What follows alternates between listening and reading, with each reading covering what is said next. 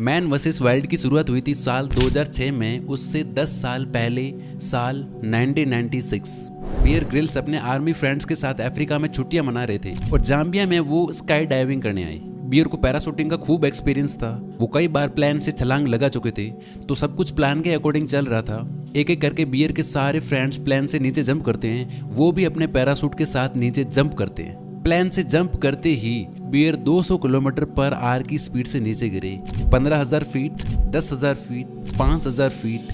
कुछ ही सेकंड्स के बाद बियर जमीन से सिर्फ 3,000 फीट ऊपर होते हैं और फाइनली वो अपना पैराशूट ओपन करते हैं। लेकिन पैराशूट ओपन करने के बाद भी बियर की स्पीड कम नहीं होती है, वो तेजी से नीचे गिरते जा रहे थे। बियर ने सोचा स्पीड कम क्यों नहीं हो रही, ये तो बहुत अजीब है। तभी बियर की नज़र ऊपर अपने पैराशूट पर जाती है और वहाँ उन्हें कुछ ऐसा दिखता है जिसकी वजह से वो पूरी तरह से पैनिक में आ जाते हैं। बियर का पैराशूट हवा में ठीक से नहीं खुला था, इसकी रस्सियां पूरी तरीके से उलझ चुकी थी, जिसकी वजह से बियर की स्पीड कम नहीं हो रही थी। तो वो जल्दी जल्दी पैराशूट के कॉर्ड्स को खींचने लगे कि किसी तरह से पैराशूट खुल जाए और स्पीड कम हो। लेकिन ये सब करते करते वो जमीन के बहुत पास आ चुके थे। वो नीचे गिरते गिरते पेड़ों से टकरा के जमीन पे आ गिरी। एक झटके में अंधेरा छा गया। बियर डायरेक्टली अपनी पीठ के बल पे गिरे थे और ये क्रैश इतना तेज था कि उन्हें ऐसा लगा कि जैसे किसी ने उनकी रीढ़ की हड्डी पे पत्थर घुसा दिया हो। इतनी ऊंचाई से गिरने के बाद भी वो होश में थे, लेकिन वो हिल नहीं पा रहे थे, बस वहीं लेटे लेटे रो रहे थे, इस उम्मीद में कि उनके साथ या कोई और आए और उन्हें बचाए।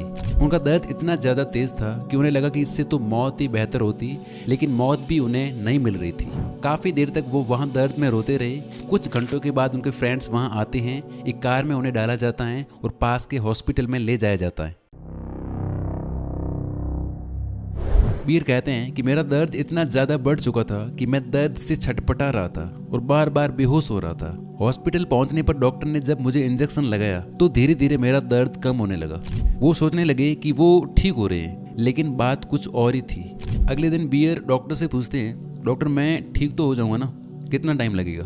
तो डॉक्टर उन्हें एक्सरे दिखाते हुए बोलते हैं, बियर तुम्हारे स्पाइन की 3 मेन हड्डियां T8, T10 और T12 टूट गई है। ये इंसान की पीठ की सबसे मजबूत हड्डियां होती हैं जो अब चकनाचूर हो चुकी हैं और अब तुम कभी चल नहीं सकते।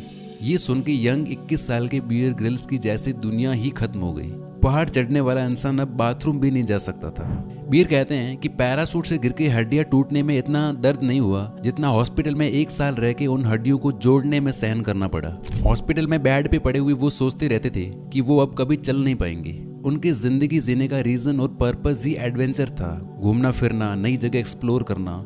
इस चोट ने उनके जीने की वजह ही छीन ली थी। वो खुद से कहते थे कि तू कितना बड़ा गधा है, पैनिक करने की जगह तू पैराशूट को धीरे धीरे भी खोल सकता था। बियर बार बार उस सीन को अपने दिमाग में रिपीट कर रहे थे और वो रोकर खुद को बार बार कोसते थे कि सब कुछ खत्म हो गया है। ये सोच सोच के उन्हें रातों को नींद नहीं आती थी। एंग्जाइटी से पसीने में वो लथपथ हो जाते थे, उनकी सांसें फूल जाती थी। उन्हें हर रात अफसोस होता था, खुद पे दया आती थी, खुद से नफरत भी होती थी।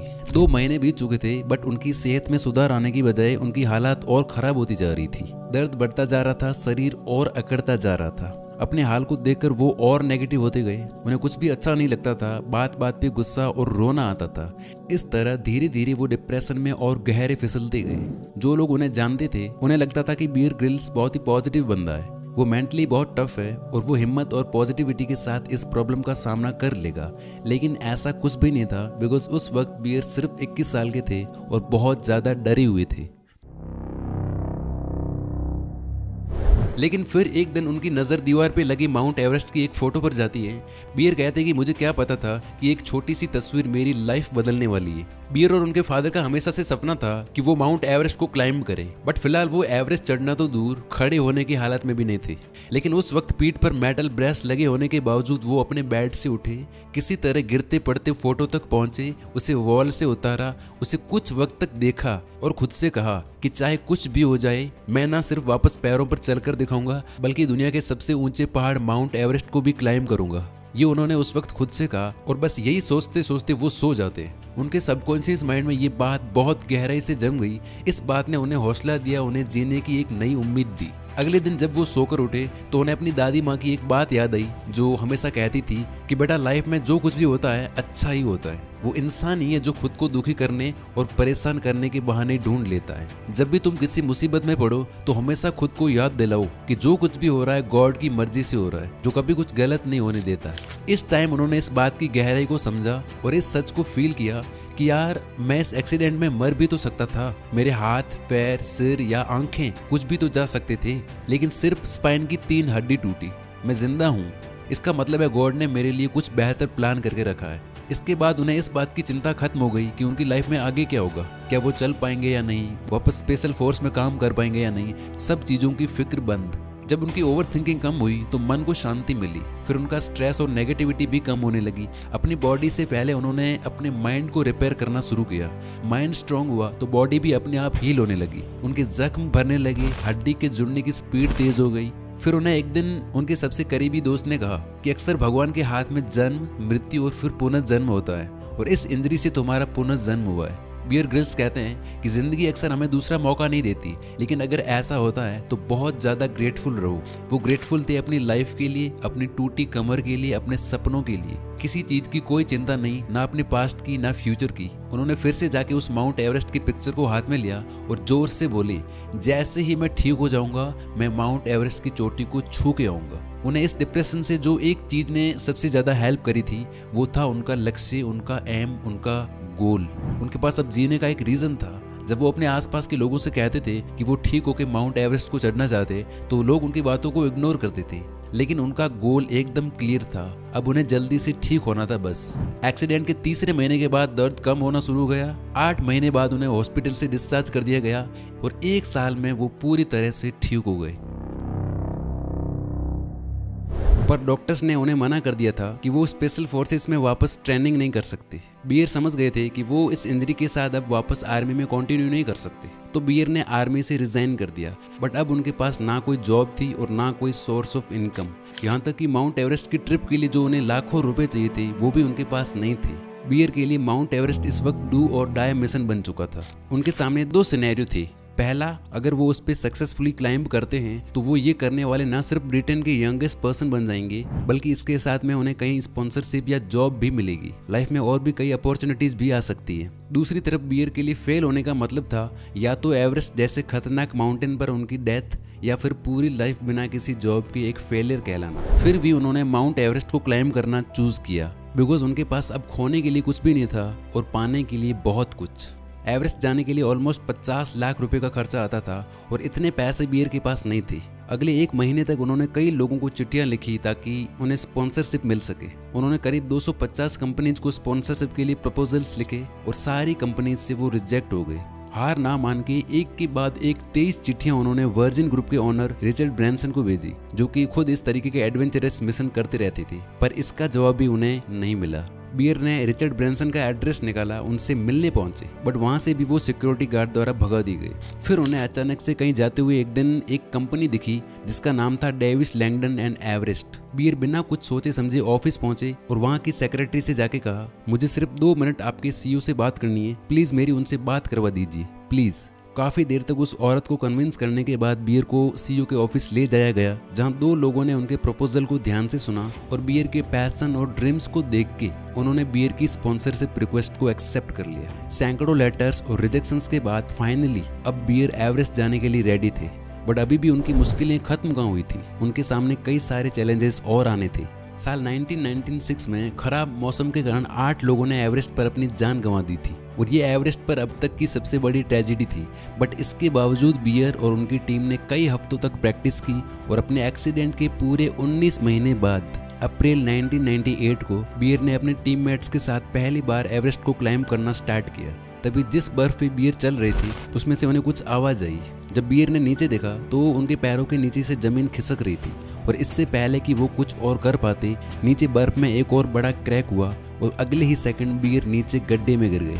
ये गड्ढा इतना ज्यादा गहरा था कि बियर को नीचे कई हजार मीटर तक भी इसका एंड नहीं दिख रहा था। बियर गड्ढे की दोनों तरफ की वॉल से टकरा कर नीचे गिर रहे थे, पर तभी एक झटके के साथ वो गड्ढे के बीचों बीच रुक गई। बियर की बॉडी एक पतली सी रस्सी से अटैच थी, जिसके चलते वो पूरी तरह से नीचे जाने से बच गई। बट उनके पास ज्यादा टाइम नहीं था, वो रस्सी कुछ ही सेकंड में टूट सकती थी। तो बियर ने अपने पैर वॉल में फंसाने की कोशिश करी, बट बर्फ में उनका पैर बार बार फिसल रहा था। बट तभी बियर को फील हुआ कि कोई उन्हें ऊपर खींच रहा है। ऊपर देखा तो दोनों साथी उन्हें ऊपर खींचने की कोशिश कर रहे थे। इस बार बियर ने पूरी ताकत लगाकर अपने पैरों से गड्ढे की दीवारों का सपोर्ट लिया और उनके हाथ में जो कुल्हाड़ी थी उसकी मदद से वो धीरे धीरे ऊपर आ गए।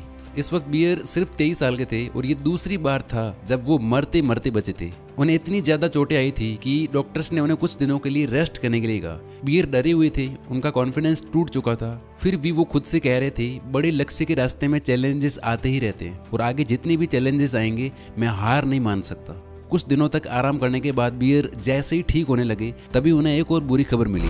अगले कुछ ही दिनों में एवरेस्ट के ऊपर एक बहुत बड़ा तूफान आने वाला था, जिसके बाद एवरेस्ट पर चढ़ना ऑलमोस्ट इम्पॉसिबल था। उस दिन पूरी रात बियर ग्रिल्स प्रार्थना करते रहे, प्लीज भगवान मुझे एक चांस दे दो प्लीज। तूफान माउंटेन के पास आ चुका था और बियर सिर्फ उस पहाड़ को देख रही थी। तभी उन्हें खबर मिली कि बियर हमारी किस्मत बहुत अच्छी है, आखिरी मोमेंट में तूफान दूसरी तरफ मुड़ गया है, हमारे पास 2 दिन का एक्स्ट्रा टाइम है, क्या तुम रेडी हो? ये हमारा लास्ट चांस हो सकता है। बियर बोले, हाँ मैं बिल्कुल रेडी हूँ, मुझे तो विश्वास ही नहीं हो रहा कि भगवान ने मेरी प्रार्थना सुन ली। अगले दिन बियर सुबह 10 बजे उठे और उन्होंने अपने फाइनल मिशन के लिए चढ़ाई शुरू कर दी। बीमारी की वजह से बियर थोड़ा वीक महसूस कर रहे थे, बट मौसम ठीक होने की वजह से उन्होंने अपनी पूरी एनर्जी इस मिशन में लगा दी और सिर्फ 5.5 घंटे में ही वो कैंप 3 में पहुंच गए। बियर बार बार खुद से कह रहे थे कि पैसेंस रख, इस बार कोई गलती नहीं, धीरे धीरे आगे बढ़ता रहे और सिर्फ अपने अगले स्टेप पर ध्यान दे, तुझे टॉप पर पहुंचना ही होगा। बियर ने अपनी चढ़ाई जारी रखी और कुछ ही देर के बाद वो 26,000 फीट की ऊंचाई पर थे, जिसे एवरेस्ट का डेथ जोन कहा जाता है। यहाँ ऑक्सीजन इतना कम होता है कि यहाँ सिर्फ कुछ ही देर रहने से इंसान की मौत तक हो सकती है और एवरेस्ट पर ज्यादा लोगों की डेथ भी यहीं होती है।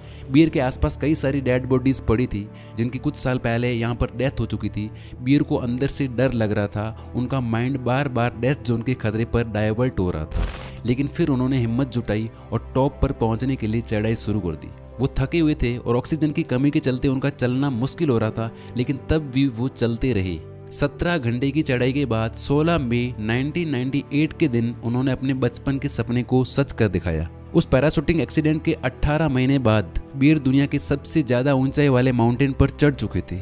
सिर्फ 23 साल की एज में बियर ग्रिल्स उस वक्त एवरेस्ट को क्लाइम करने वाले यंगेस्ट ब्रिटिशर थे। उन्होंने इम्पॉसिबल को पॉसिबल करके दिखाया। ये सफर इतना भी आसान नहीं था। उनके साथ के 4 लोगों ने अपनी जान खो दी थी और उन्होंने 2 बार नियर डेथ एक्सपीरियंस फेस किया, जहां वो मरते मरते बचे। फिर इसके बाद उनकी कहानी बहुत फेमस होने लगी। लोग उन्हें सेमिनार्स में एक स्पीकर के रूप में बुलाने लगे, उन पर कई डॉक्यूमेंट्रीज बनी और फाइनली डिस्कवरी चैनल से उन्हें वो अपॉर्चुनिटी मिली जिसने उन्हें वर्ल्ड वाइड फेम दिया, जहां से सब उन्हें मैन वर्सेस वाइल्ड से जानने लगे और शायद आप भी उनमें से एक हो। थोड़े टाइम पहले बियर ग्रिल्स से पूछा गया कि 25 साल पहले जो आपका एक्सीडेंट हुआ था, क्या उसकी पेन आपको आज भी होती है? तो बियर ग्रिल्स ने अपनी ये फोटो पोस्ट करते हुए लिखा कि हाँ, आज भी मुझे हर रोज बहुत पेन होती है, लेकिन क्या करें, हर इंसान को अपनी पेन से जूझना ही पड़ता है और मैं ग्रेटफुल हूँ कि ज़िंदगी ने मुझे मौका दिया अपनी लाइफ को बेस्ट तरीके से जीने के लिए। लेसन नंबर 1, कीमती गिफ्ट। अगर कोई नॉर्मल इंसान बियर ग्रिल्स की जगह होता तो क्या करता? पूरी लाइफ खुद को और ज़िंदगी को कोसता रह जाता। लेकिन जब लाइफ ने बियर को हिट किया तो उन्होंने वापस से उठकर सामने से हिट किया। लाइफ, भगवान, प्रकृति, जो भी आप कह लो, ये आपको गिराने के लिए नहीं गिराती, दर्द देने के लिए, दुख देने के लिए दुख नहीं देते, वो आपको स्ट्रॉन्ग और लायक बनाने के लिए करते हैं। जितने बड़े आपने दुख देखे होते हैं, जितने ज़्यादा आप डिस्कम्फर्ट का सामना करते हैं, उतने ज़्यादा आप स्ट्रॉन्ग बनते जाते हो, लायक बनते जाते हो। बियर ग्रिल्स कहते हैं कि कठिनाई और परेशानी से बड़ा कोई शिक्षक नहीं होता, तो इसलिए हर एक चीज़ में आप डिस्कम्फर्ट को वेलकम करो, क्योंकि डिस्कम्फर्ट के साथ आती है ग्रोथ। पुरानी चीज़ों, पुराने विचारों, पुरानी खराब आदतों को तोड़ते जाओ और तोड़ने में दर्द होगा, लेकिन ये दर्द आपकी लाइफ को एक सच्ची मीनिंग देता है। बियर ग्रिल्स कहते हैं कि मैं मानता हूँ लाइफ बहुत टफ है, कभी अन्याय होता है, कभी आपसे गलती भी होती है, लेकिन इसके बावजूद जीवन हर हाल में अनमोल गिफ्ट है। जब आप सपनों को जीवित रखते हो, अपने ऊपर विश्वास करते हो, तब ये जिंदगी आपका साथ देने लगती है। तब आपको एहसास होता है कि जीवन कितना भी कठिन क्यों ना हो, सपनों का या सही चीज़ों का पीछा किया जाए तो ये एक कीमती गिफ्ट है। लेसन नंबर 2, लोग पूछते हैं कि बीयर तुमने इतना सब कैसे हासिल किया, इसका सीक्रेट क्या है। बीयर कहते हैं कि सीक्रेट है कीप गोइंग। मैंने खुद से वादा किया था कि मैं पूरी जिंदगी बिना किसी डर बिना किसी संदेह के जीऊंगा, और इसलिए इतनी कठिनाइयों के बावजूद मैं नहीं रुका। बिना किसी डर और संदेह के जीना मतलब निरंतर आगे बढ़ते जाना। देखो, 2 तरह के लोग पाए जाते हैं इस दुनिया में। पहले साहसी लोग जो पूछते हैं कि मेरी लिमिट्स क्या है, मैं क्या क्या कर सकता हूँ और क्या नहीं कर सकता हूँ। ये कठिन रास्ता चूज करते हैं भले ही उसमें उनको दर्द का सामना करना पड़े। और दूसरे डरे हुए लोग जो सिर्फ बचने के लिए खेलते। सिर्फ एक ही लाइफ मिली है हमें, और तब भी 99% लोग तब भी सिर्फ बचने के लिए खेलते हैं, जीतने के लिए नहीं, अपनी हाईएस्ट पोटेंशियल को अचीव करने के लिए नहीं। ज़्यादातर लोग लाइफ में स्टक क्यों रहते पता है? क्योंकि ये चीज़ मालूम होने के बाद भी कि सस्ती चीज़ें सस्ते मज़े भले ही उन्हें कुछ पल का प्लेजर दे दे, लेकिन कभी लॉन्ग टर्म सेटिस्फैक्शन नहीं दे सकती। ये पता होने के बाद भी वो उन्हीं 4 चीज़ों के पीछे भागने में पूरी ज़िंदगी निकाल देते हैं। अंदर से गिल्ट रहता है, दुख होता है, वो हर दिन मरते हैं, लेकिन फिर भी इससे बाहर निकलने की हिम्मत नहीं कर पाते। सही और बड़े दर्द को चूज नहीं करते। आपके और हमारे पास तो सब कुछ तो है, रहने के लिए घर, टेबल पे खाना, फ़ोन, हर एक चीज़ें, फिर भी पता नहीं क्यों हमें लूजर्स की तरह जीना है। इसलिए बियर ग्रिल्स कहते हैं कि अगर आप सैडनेस और खालीपन से निकलना चाहते हो तो कुछ बड़ा, कुछ अलग करने के लिए तत्पर रहो। बियर कहते हैं कि बहादुर या साहसी होने का मतलब ये नहीं कि आप में बिल्कुल डर ही नहीं है। इसका मतलब है कि डर के होने के बावजूद उसका सामना करना और रास्ता निकालना, आगे बढ़ते रहना। एक साइकोलॉजिस्ट है रॉबर्ट थेयर करके, वो बताते हैं कि आपका मूड जो होता है वो एक फिल्टर की तरह काम करता है। इसी के थ्रू आप डेली लाइफ को एक्सपीरियंस करते हो। इसी से डिसाइड होता है कि आपका पूरा दिन कैसा जाएगा, और मूड डिसाइड होता है सुबह उठते ही आप क्या करते हो, इससे आपके मॉर्निंग रूटीन से। एक बार आपने डेली रूटीन के पीछे की साइकोलॉजी समझ ली तो आपकी लाइफ 10 गुना ज़्यादा बेटर हो जाएगी। फेमस न्यूरोलॉजिस्ट एंडी हुबरमैन ने अपने लिए एक ऐसा साइंटिफिक मॉर्निंग रूटीन क्रिएट किया जिसे दुनिया भर में कई लोगों ने फॉलो करके अपनी लाइफ चेंज की। इस 8-9 मिनट की वीडियो में मैंने इसे पूरा एक्सप्लेन करके रखा है हिंदी में। आप जाके अभी देख सकते हो या बाद में देखने के लिए सेव कर सकते हो, बिकॉज आपके टाइम से, आपकी एनर्जी से कीमती और कुछ भी नहीं है। Wish you all the very best. Thank you so much for watching this video.